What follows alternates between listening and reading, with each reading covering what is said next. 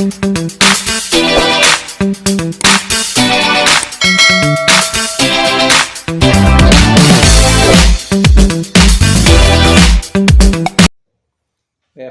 warahmatullahi wabarakatuh. Waalaikumsalam warahmatullahi wabarakatuh. Ini kuliah perdana kalian jadi mahasiswa. Iya, Pak. Ya, mahasiswa pertama sekali merasakan kuliah. Ini berhubung karena saya rapat nanti. Jadi saya paksakan waktu supaya jangan absen kita, jangan kita dipercepat kuliahnya 7.30. Dan karena hadir rapat, saya nggak bisa penuh. Ya, kemungkinan jam 8 lewat lah sedikit kita selesaikan kuliah. Tapi materi saya Anda bisa cermati lagi di YouTube. Ya, oke. Karena ini saya rekam. Oke, kita belajar teori sastra. Dan ini pelajaran baru bagi kalian. Ya, di SD, SMP, apalagi SMA nggak pernah dapat. Tapi kalau karena kita memilih jurusan bahasa sastra Indonesia, ya mau tidak mau kita mendalami ilmu yang berkaitan salah satunya di bidang sastra. Nah, sebelum kita bicara lebih jauh, saya jelaskan pada Anda kontrak kuliahnya. Pertemuan kita itu ada 16 kali. Dengan UTS dan UAS. UTS itu ujian tengah semester. Biasanya 8 kali pertemuan, yang ke-8 itu UTS. Dan terakhir pertemuan ke-16. Ya minimal bolehlah UAS itu di pertemuan ke-14 itu dibolehkan. Tapi aturannya 16, pertemuan ke-16. Dan Anda harus tahu aturan-aturan kuliah. Karena ada komponen-komponennya. Komponen-komponen maksud saya itu ada tugas-tugas dari dosen, tugas hariannya, ya kalau istilahnya proyeknya, kemudian kehadiran, dan itu harus Anda penuhi. Misalnya nih, dalam aturan perkuliahan 3 kali Anda tidak hadir, itu sebetulnya tidak boleh ikut ujian. Itu harus tahu satu. Kemudian kunci kuliah nih saya jelaskan pada Anda. Kuliah itu harus aktif, kreatif. Aktif kreatif itu maksud saya begini. Kalau kalian pintar tapi tidak pernah aktif di kampus, di ruang di kuliah, kelihatannya bodoh. Saya nggak tahu siapa di antara kalian yang pintar, karena nggak bicara. Tapi kalau orang itu banyak bicara, meskipun ilmunya seadanya, banyak dia bertanya, banyak dia menjawab, di diskusi dia aktif, kelihatannya dia pintar. Itu terkesan oleh dosen, ada perhatiannya kuliah. Jadi itu harus kuliah itu harus pertimbangkan. Ini tidak duduk diam dengar. Kayak kebanyakan anak anggota dewan, duduk diam dengar dapat gaji. Kalian tidak duduk diam dengar bayar UTS atau uang UKT. Tidak begitu. Oke. Nah, khusus kuliah teori sastra kita ada kontrak kuliahnya. Saya kebetulan tidak menganut yang namanya UTS dan UAS. Saya lebih percaya menilai mahasiswa itu dari kemampuannya setiap tatap muka. Oleh karena itu kontrak kuliah dengan saya, Anda membuat proyek itu 16 kali. Jadi materi hari ini misalnya nanti pulang Anda buat proyeknya. Besok kuliah lagi, minggu depan pulang buat lagi proyeknya. Dan itu diupload di YouTube. Masing-masing Anda harus punya YouTube.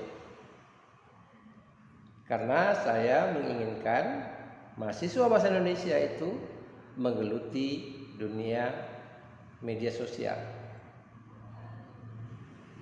Ya, paham? Jadi bukan di YouTube saya, di YouTube kalian. Jadi bagi yang perlu guna YouTube, Anda buat email sekarang. Nanti buat emailnya, buat bagaimana proses buat YouTube. Anda tinggal cari, ada orang tua kita di Bank Google, tanya di Bank Google itu bagaimana cara membuatnya. Ya, nah itu yang penting. Dan Anda tidak penting, Pak, saya udah buat tugas, nggak penting itu. Cukup link YouTube Anda aja, Anda kirimkan ke saya bisa lihat berapa tugas yang Anda buat dalam satu semester, tugas yang keberapa Anda siap, nggak ada, saya udah bisa lihat.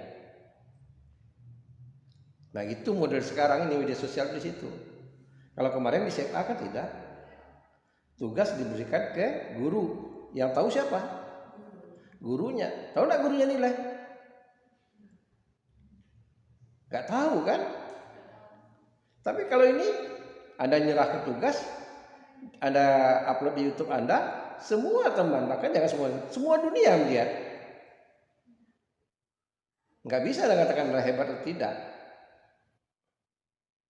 Fair. Kalau misalnya nilainya itu saya berikan jelek, sementara tugas Anda itu bagus, berarti yang bodoh itu siapa? Ya saya. Begitu ya sebaliknya, tugas Anda itu bagus, tugas Anda itu jelek, saya kasih nilai bagus, yang bodoh ya kan? Saya. Paham? Jadi itu syarat pengantar untuk mengetahui kontrak kuliah kita berapa? 16 kali. Nah, untuk kuliah Anda ini ada tugas ekstra, tapi tidak saya nilai. Tugas ekstra itu yaitu tugas yang ke-17 atau tugas yang 0. Yang pertama sekali, Anda buat konten pengenalan diri Anda. Ya, biografi Anda. Paham? Anda siapa, anak keberapa, dari orang tuanya siapa, SD dulu di mana, SMP-nya di mana, SMA-nya di mana. Oke, kalau pernah sakit, tahu dulu pernah sakit apa gitu. Ya, apa saja PT yang harus Anda jelaskan dan jelaskan. Boleh ada konsep dulu, silakan. Anda kenal keluarga Anda juga boleh. Lalu Anda memilih bahasa Indonesia itu taunya di mana gitu. Taunya dari mana di bahasa Indonesia itu, sehingga jatuh pilihannya ke bahasa Indonesia. Apakah dari teman atau dari YouTube? Karena di YouTube juga orang banyak kenal dengan bahasa Indonesia. Kita pernah menugaskan mahasiswa itu membuat majalah sekolah tingkat SMP dan tingkat SMA se-Riau, provinsi Riau, bahkan sampai ke Sumatera Utara. Mahasiswa yang membuat, mengenalkan sekolah. Namanya mata kuliah itu mata pelajarannya majalah sekolah. Jadi banyak orang kenal di situ. Kemudian yang terakhir sekali, kita buat film pendek. Udah pernah lihat film pendek karya mahasiswa? Belum, nanti dilihat di YouTube. Ya, ada lebih kurang 100 lebih film pendek. Dan itu kita festivalkan. Itu karya-karya terbaru dari bahasa Indonesia. Di ruang ini mulai lahirnya itu di sini, kuliahnya di sini. Gitu. Apakah mampu mahasiswa bahasa Indonesia buat film? Nyatanya mampu.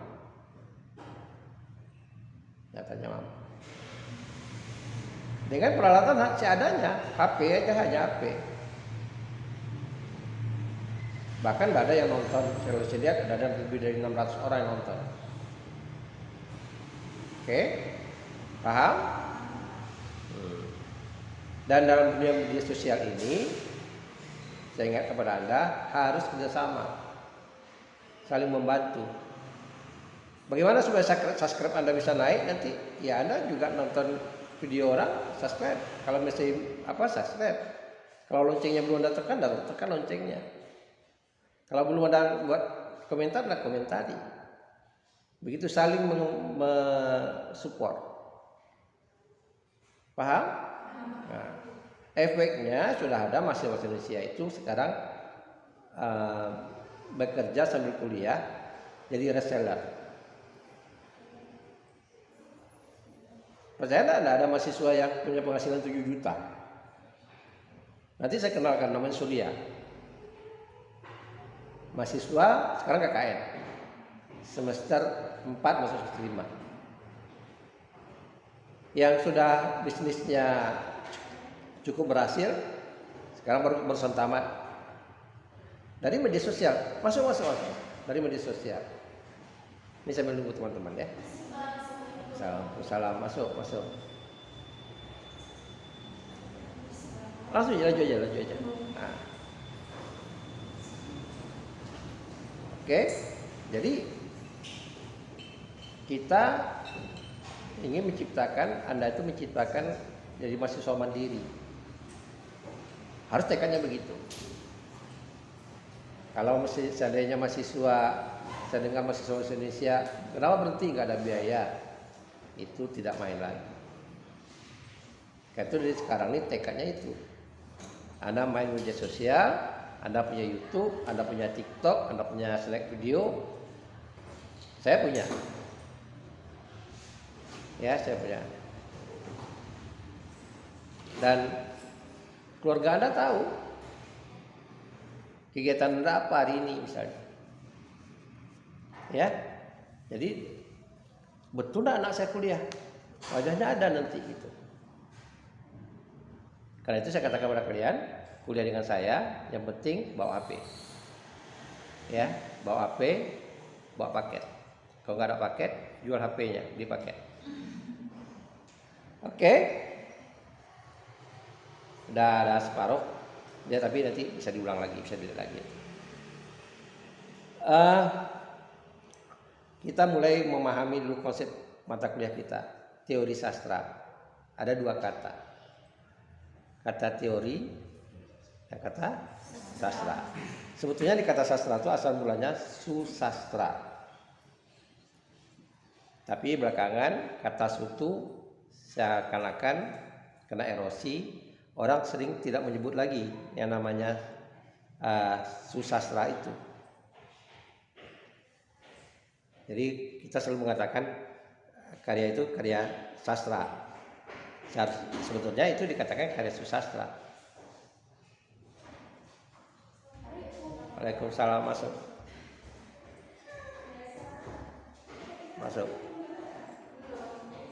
Paham?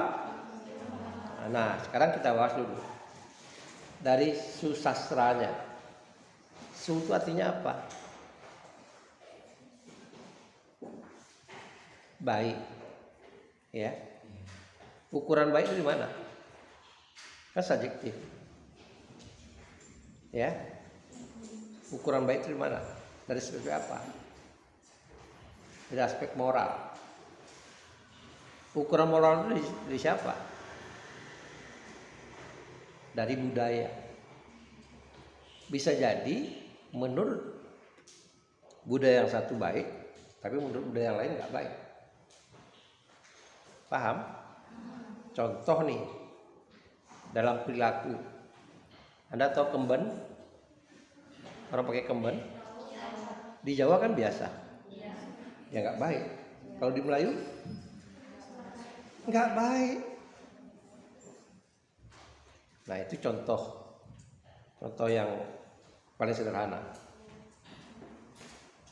Silakan. Dan sastra itu sebetulnya itu bentuk kreativitas, baik itu tulisan maupun lisan.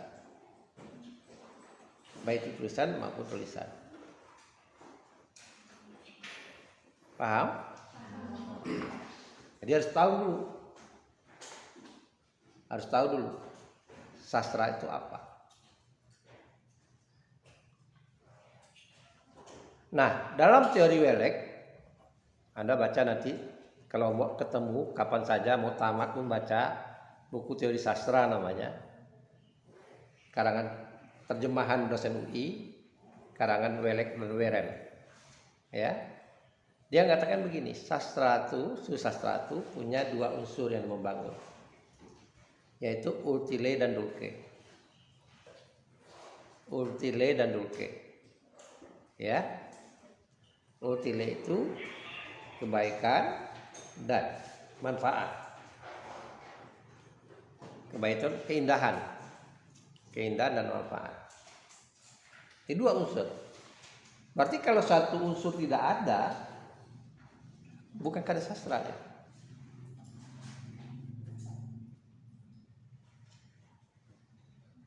Misalnya ada manfaatnya, tapi dia bukan punya keindahan, berarti nggak karya sastra. Oh indah dia, tapi nggak ada manfaatnya, juga bukan karya sastra. Harus dua unsur itu dipenuhi.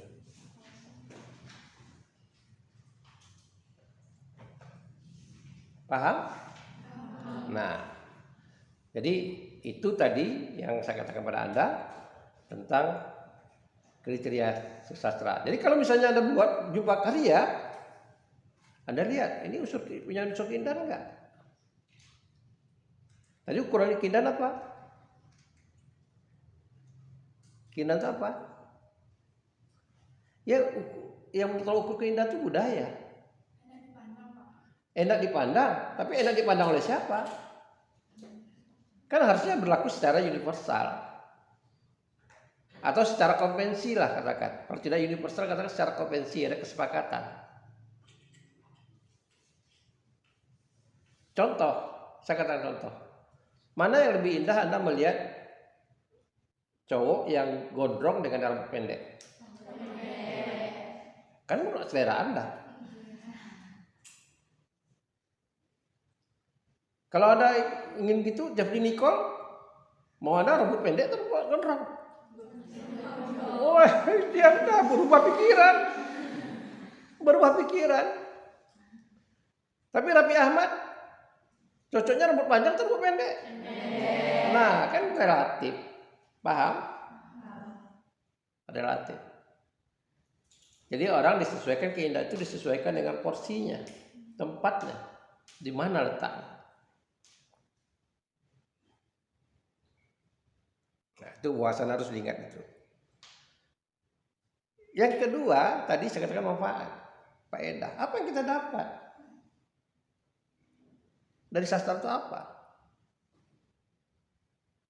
Ini saya beri contoh orang banyak buat konten kreator, banyak buat konten. Anda tahu enggak air dingin nih? Nama air dingin kenapa? Anda nanti kalau ada waktu jalan dari ujung ke ujung air dingin itu, Anda hitung berapa jenis orang menjual minuman dingin. Tapi namanya bukanlah itu. Jadi memang udah berubah. Dari ujung air dingin ke ujung air dingin itu. Mulai dari orang jual teh ya. Sampai ke ujungnya sekali itu kelapa muda dingin. Sampai ke situ. Nah, apa yang saya maksudkan pada Anda itu bentuk manfaat yang mau kita pahami dari makna air dingin itu, apa pesan yang dikatakan? Ya, pasti Anda punya persepsi begini. Oh pantasan dikatakan namanya air dingin. Karena banyak orang menjual, pedagang UKM itu jual minuman dingin. Padahal historisnya tidak itu.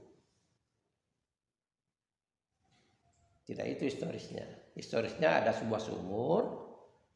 Sebetulnya bukan di air dingin ini. Di Kang Pinang namanya. Ketika musim panas pun airnya itu sejuk, dingin. Jadi dibuatlah sini namanya air dingin. Itu dalam sastra itu namanya ada asal usul. Kenapa Marpoyan nama ini? Karena dulunya Sultan dari Gunung Sailan mau ke Siak itu singgah di sebuah pohon namanya pohon Marpoyan. Jadi namanya perhentian Marpoyan. Cuma orang daerah sini katakan Pontian Marpoyan. Orang dengar namanya perhentian Marpoyan. Marpoyan aja. Sebetulnya Pontian Marpoyan. Ini sekedar saya Anda. Jadi kita harus tahu dulu, mendalami. Nah, dari mana kita bisa mendalami itu? Ada teorinya. Ada teorinya. Itu namanya teori sastra. Anda punya hidangan nih, pesan hidangan. Yang saya katakan tadi, kalau konten kreator, jangan makan dulu. Di video dulu, dipoto dulu, dinaikkan ke konten. Karena bagi mereka tuh datangnya bukan karena untuk makan, untuk buat konten, buat vlog, iya kan? Nah, jadi gak mubazir gitu.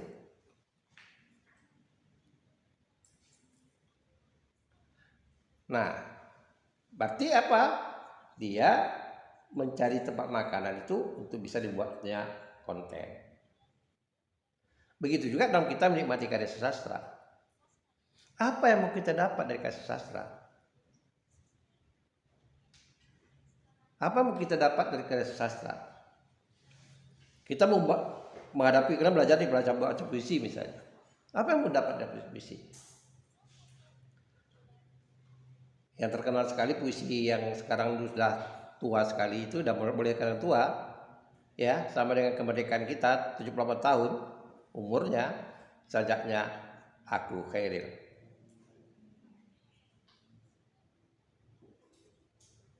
Apa yang didapat? Apa yang mau anda nikmati di karya itu? Oh, saya mau menyalurkan emosi saya, oke?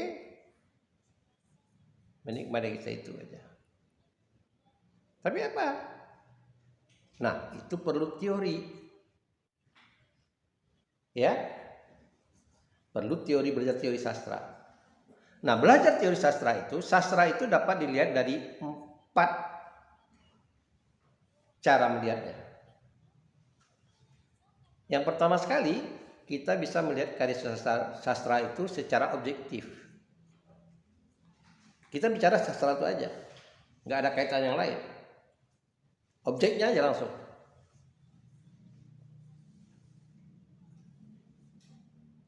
Itu yang pertama. Apa yang mau kita lihat? Mungkin struktur bangunannya, yang dikatakan unsur intrinsik, ekstrinsik. Apa unsur yang membangunnya, unsur intrinsiknya, apa unsur ekstrinsiknya. Terutama unsur intrinsiknya yang membangun karya sastra itu. Kok bagus ya? Gitu.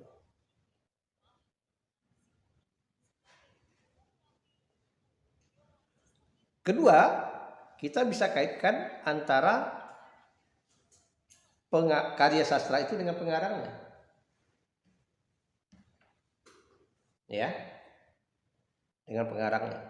Artinya orang itu lahir, karya itu lahir karena ada faktor pengarangnya. Ini dikatakan unsur X-nya. Pengalaman pengarangnya, pendidikan pengarangnya, cara pandang pengarangnya. Nah, itu kedua. Jadi kita kaitkan, oh ini karya yang mau kita lihat dari sudut pengarangnya. Anda mau lihat karya Khairil Anwar, kalau tadi itu kita bisa saja aku itu kita lihat saja akunya tok tanpa tahu kita pengarang siapa. Yang kedua kita ingin tahu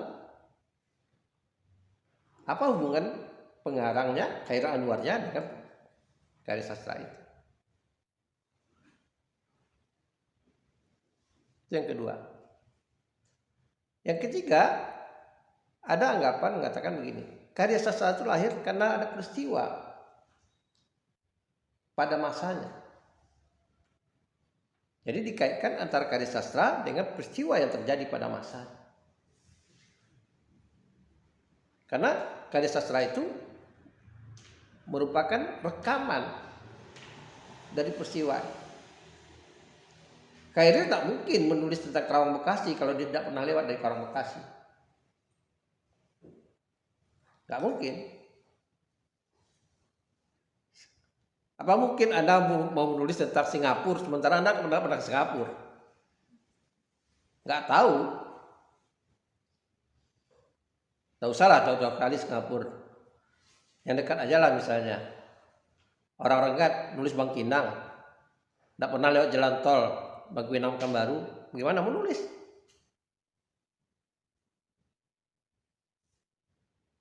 Nah, otomatis kita melihat hubungan karya sastra itu dengan peristiwa. Dengan peristiwa.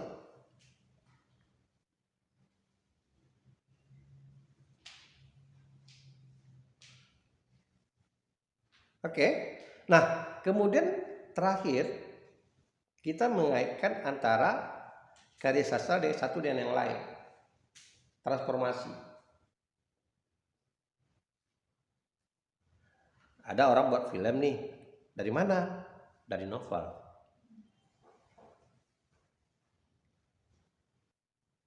Terjadi perubahan itu. Jadi membandingkan. Inspirasinya dari mana? Jadi karya sastra dan karya sastra. Nah, berdasarkan keempat itulah kita belajar teorinya. Gak bisa tuh teori yang harusnya kita untuk mengkaji hubungan karya sastra dengan peristiwa, kita pakai untuk dia meneliti karya sastra itu berkaitan dengan teks. Gak bisa. Gak nyambung dia.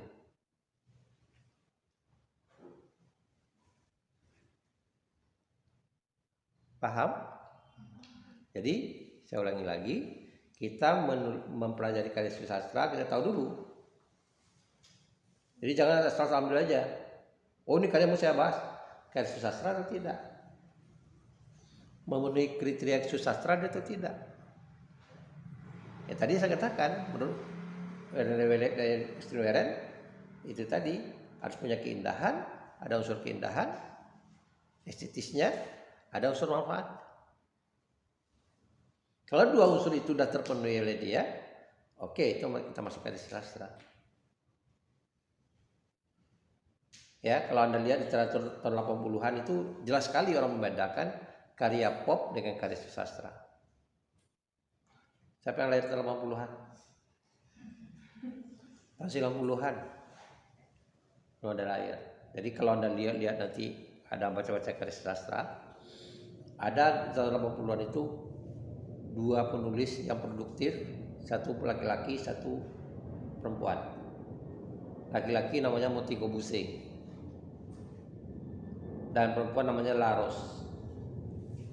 Itu tulis novel laris manis, dipajangkan sama lakunya dengan majalah.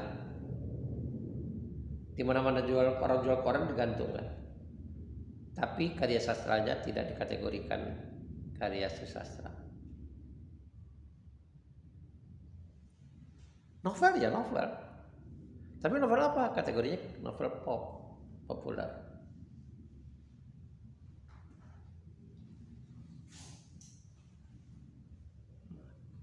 Itu yang harus dibedakan. Ya. Nah, tadi kan keindahan. Keindahan itu kan salah satu aspek yang membangun karya sastra itu bahasa. Bahasa.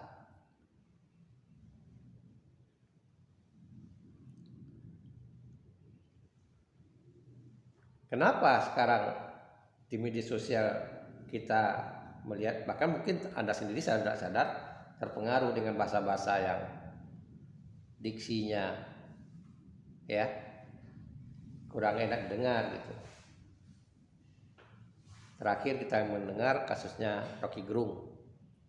Ya, Rocky Gerung gitu. Tapi dia ahli filsafat praktis, dia itu susah didebat karena dia pemikirannya lain, konsep diksi yang itu lain. Sebetulnya bagi saya tidak ada masalah. Masalahnya maksudnya gini, kalau kita kembali ke Melayu, orang Melayu itu kan kategori orang peraju, ya.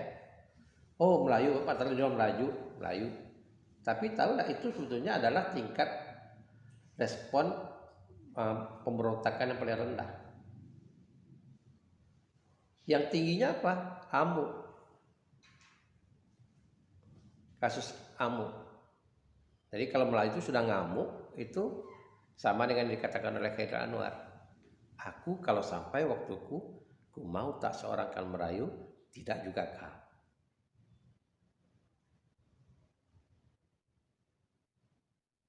Itu. Nah, kembali ke konsep ini, ya. Jadi kita harus paham dulu garis sastra itu gimana, apa manfaatnya, faedahnya. Nah, faedah tadi kita bicara faedah tadi, kalau dalam garis sastra ada namanya amanat. Ada namanya amanat. Amanat itu pesan. Amanat itu bisa tersurat, bisa tersirat. Kalau tersurat itu ada dalam teks. Kalau tersirat harus diapresiasi, diinterpretasikan.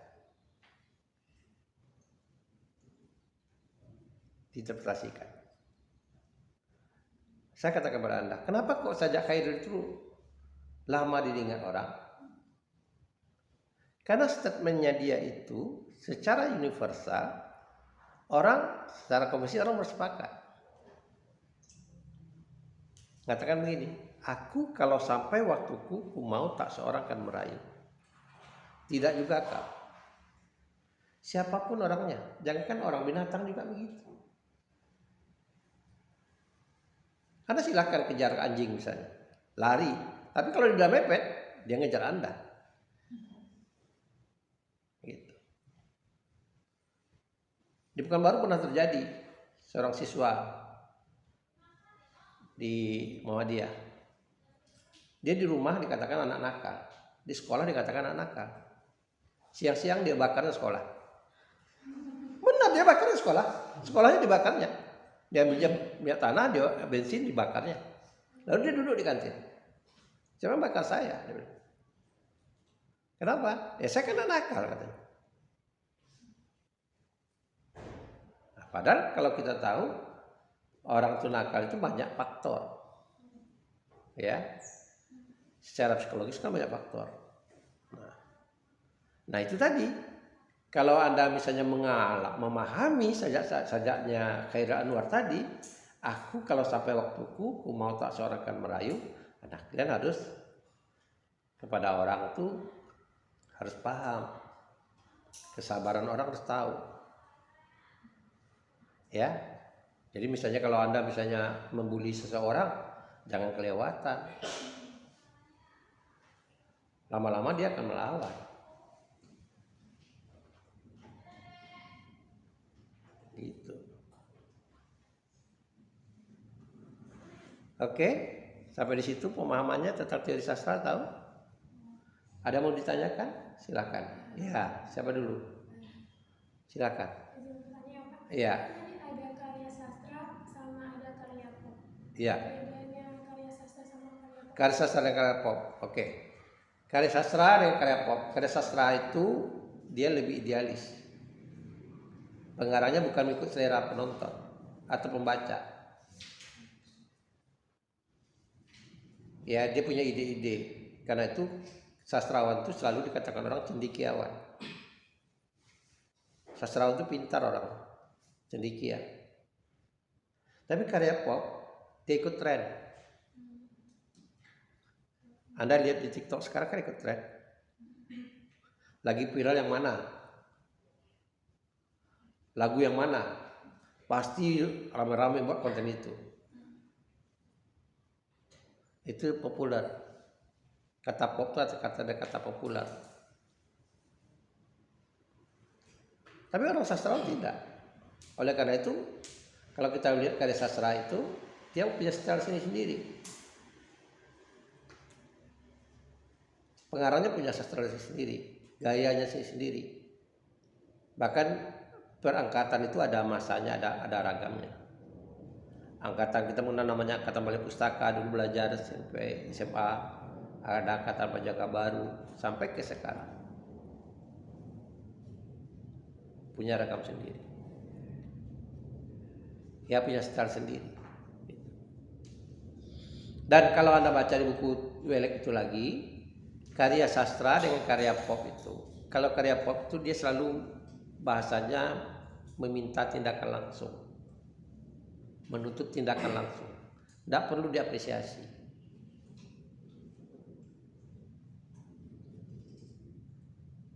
Perlu tidak diapresiasi? Kamu cantik, kan tidak perlu. Tapi kalau sastra mengatakan misalnya alis matanya, hidungnya, bibirnya, kalau model gaya lama ya, kan terpaksa disatukan. Jangan sampai alis matanya seperti semut beriring, nanti betisnya seperti Maradona, ya gak cantik lah. Ya, gak cantik lah. Oke, paham? Silakan. Permisi Pak, Assalamualaikum warahmatullahi wabarakatuh. Waalaikumsalam. Saya Nitana Baoka, Pak, biasa dipanggil Nabila. Izin bertanya tentang karya pop juga dengan sastra, cuma dalam bentuk novel. Iya. Nah, novel-novel yang zaman sekarang ini kan dia menggunakan bahasa gaul, Pak. Iya. Jadi apakah dia masuk terhadap karya pop, dan contoh ada nggak Pak novel yang dia tuh karya sastra? Oke. Terima kasih Pak. Nanti saya akan sharekan sama kalian. Karya sastra salah satu diantaranya Dosa Jauh-Jauh, ada penulis dari Riau, perempuan, alumni kita, namanya, ada yang dari SMP 8 nggak sini? SMP 8 Pekanbaru? Nggak ada ya? Sekarang dia guru di SMP 45, dia menulis novel, dan novelnya itu banyak dibahas oleh orang, ya.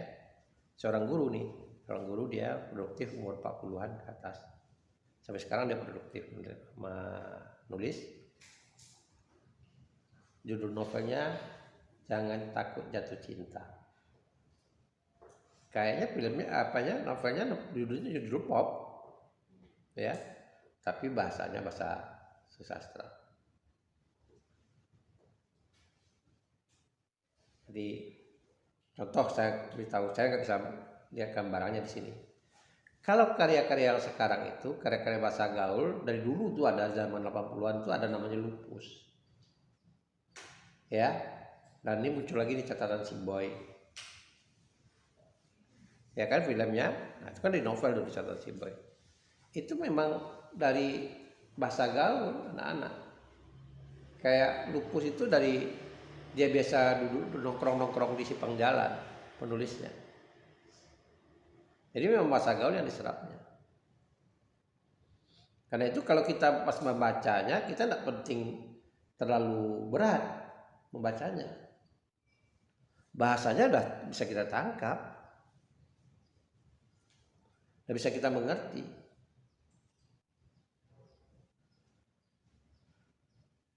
Ya, karena dia memang mengikuti selera pembaca.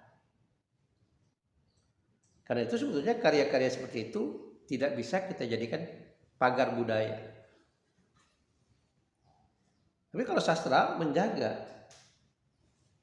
pagar budaya itu. Anda baca nanti karya-karyanya Guru 612, Raja Ali Haji misalnya. Bahkan ada kosakata yang Anda nggak tahu. Atau 7 ajarnya Pak Tenas Effendi lah katakan. Ya. Atau ada yang tinggal yang lewat ke Pangkalan Kerinci nggak? Sini yang dari Kainhu kan lewatnya di Pangkalan Kerinci. Ada nggak? Iya. Di Ukui. Anda pernah baca nggak tulisan di gerbang setelah SPBU Pangkalan Kerinci? Jalan Pemda itu ada di gerbang. Lewat itu ada papan belakang. Mudah-mudahan masih ada. Dia tulis begini. Elok kampung tolong menolong, elok negeri beri memberi. Enggak ada ya, karena tidur lah, itu mungkin tidur. Harus dilihat, ya lingkungan harus dilihat, dibaca. Kalian harus sensitif dengan lingkungan. Ya, kalian harus belajar sensitif dengan lingkungan. Harus. Nah, bahasa itu kan jarang kita dengar. Padahal itu dalam maknanya. Ya kalau namanya kampung, kalau ingin merasakan hidup tolong menolong itu ya di kampung tinggal. Tapi kalau individu di kota ini jangan harap. Anda nanti di kosan jangan harap bahwa teman Anda beli teh dua bungkus, dua apa, dengan itu ada satu itu jarang yang harap. Dia beli jus, ya pulang ya bawa sendiri.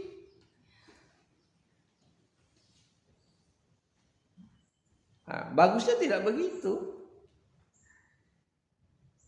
Nah, itulah perubahan peradaban. Ya. Nah, sastra merekam itu. Direkamnya dengan bahasa itu. Jadi kalau orang ingin rindu, ingin kembali kepada hal yang lama, contoh negeri kita ini kan tahunya negeri yang gotong royong. Orang gotong royong ada nggak datang? Nggak ada yang datang. Karena orang mikir kota gotong royong seharian dia nggak bisa kerja, hilang penghasilannya 200.000 katakanlah jadi buruh. Dia baik dia iuran, kasih orang kerja. Jaga kampung sekarang, ronda kampung. Ada enggak orang ronda? Enggak ada, orang gaji petugas. Saya aja kena 40.000 uang kebersihan, uang kampung. Pernah saya coba ronda, yang lain nggak datang. Gitu. Karena orang berpikir praktis. Nah itu tadi tanpa kita sadari perubahan peradaban tadi. Ya, perubahan peradaban tadi. Semakin maju orang, semakin individual. Nah itu kalau Anda harus jaga, itu seharusnya Anda harus lawan arus. Contoh nih, punya HP semua. Hari ini yang sudah komunikasi dengan orang tua, yang kosan-kosan sudah komunikasi dengan orang tua? Belum. Kira-kira nanti sore ada nggak komunikasi dengan orang tua? Ada. Jangan sampai beli paket 100.000, katakanlah 90.000, 1 bulan minta uang paket sama orang tua, sebulan tidak pernah miss call dengan orang tua, tidak video call dengan orang tua. Itu orang tua aja. Kenapa? Konsep keluarga itu sekarang berubah. Kalau kita di kampung, sekampung itu famili. Sekampung itu famili. Pindah ke kota, yang jadi keluarga famili itu ya ibu bapak, adik beradik. Pindah lagi, ya ibu bapak kalau datang ke rumah baru ada orang tua.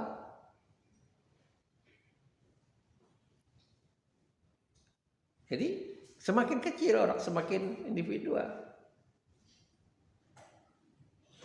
Oleh karena itu saya selalu menganjurkan kepada Anda, pada mahasiswa, silahkan komunikasi.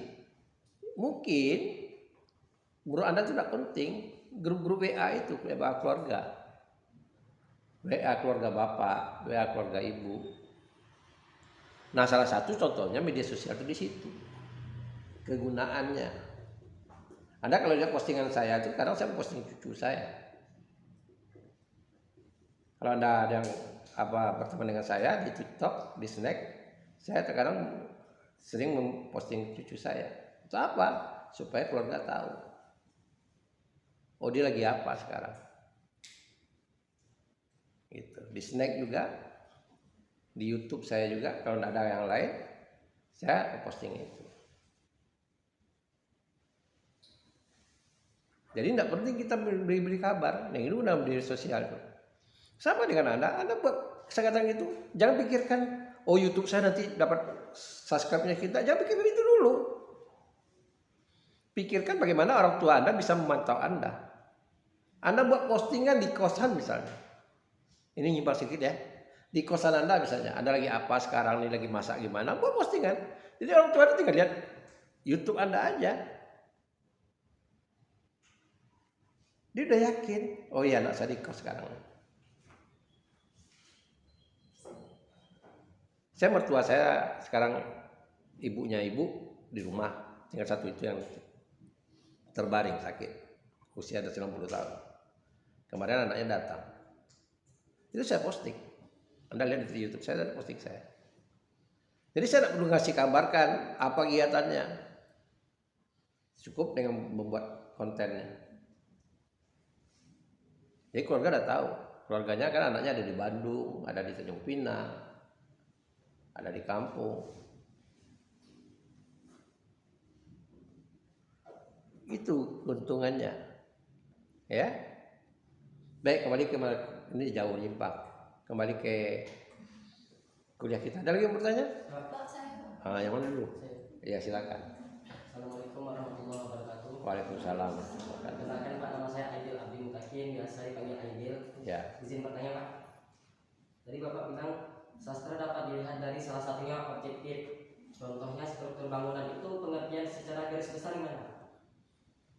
Jadi katakan unsur itu kalau dalam teori sastra namanya unsur intrinsik, unsur yang membangun dari dalam. Nanti Anda belajar di apresiasi puisi ada di semester 3 ya, apresiasi. Nanti Anda bisa juga lihat di konten-konten saya.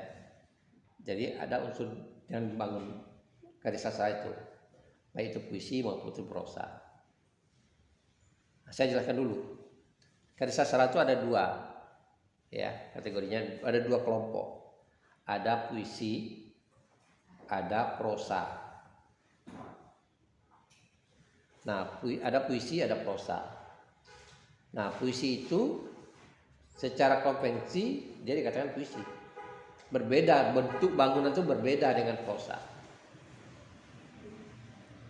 Ya. Tanpa dikatakan orang itu puisi, orang pajangan, kita lihat, oh ini puisi. Saya beri contoh begini. Dia ini laki-laki atau perempuan? Kok Anda katakan dia laki-laki? Yang menentukan laki-laki perempuan apa? Apa? Salah kalian. Kalau Anda ke Thailand banyak ditipu orang. Yang menentukan dia laki-laki dan perempuan itu kan jenis kelamin. Betul? Anda pernah melihat kelaminnya? Enggak pernah kok Anda katakan laki-laki.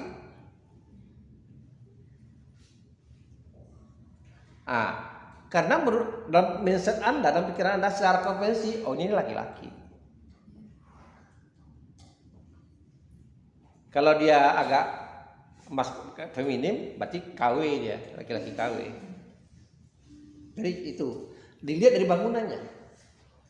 Ada banyak unsurnya, ya. Masing-masing prosa itu beda, puisi itu beda. Puisi itu contohnya puisi itu. Kita mengenal namanya rima. Ya, kita mengenal namanya irama. Kita mengenal namanya lari. Kita mengenal namanya bait. Kita mengenal namanya tipografi.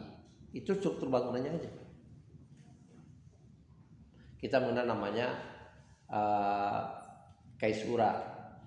Nanti dibahas di apresiasi puisi. Fiksi kita mengenal namanya prosa, kita mengenal namanya alur. Kita mengenal namanya penokohan dan perwatakan. Kita mengenal namanya setting. Ya, setting itu latar waktu, latar tempat itu setting. Ya, paham? Nah, banyak yang lain lagi. Sesuai dengan teori yang kenal pakai itu apa. Nanti belajar itu. Dari mana yang Anda pakai?